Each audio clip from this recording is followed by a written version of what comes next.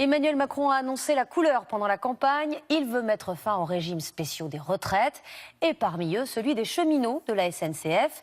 Sujet extrêmement sensible qu'il a abordé directement avec des agents de la SNCF cet été.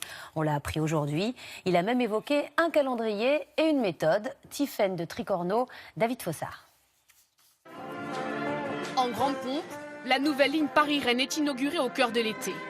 Derrière les sourires, Emmanuel Macron s'apprête à ouvrir un dossier explosif, sa vision de la transformation de la SNCF. Et le président veut mettre fin aux régimes spéciaux des cheminots.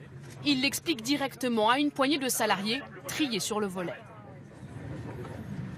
Le modèle sur lequel on a vécu, on a construit en quelque sorte le mythe de la SNCF, n'est pas celui sur lequel on construira la SNCF du 21e siècle. La suite, c'est hors caméra que ça se passe. Un échange retranscrit dans le magazine interne de l'entreprise. Et le président ne mâche pas ses mots. Vous protéger, ce n'est pas protéger votre statut ou le job d'hier. C'est vous protéger en tant qu'individu pour aller vers le job de demain. Selon ce statut, un cheminot peut partir en retraite à l'âge de 52 ans. Un employé sédentaire à 57 ans. Emmanuel Macron propose un pacte aux salariés, en finir avec ce régime spécial. En échange, l'État allégera la dette colossale de l'entreprise, 44 milliards d'euros. Un donnant-donnant qui ulcère les syndicats. Pour eux, ce n'est pas aux salariés de payer.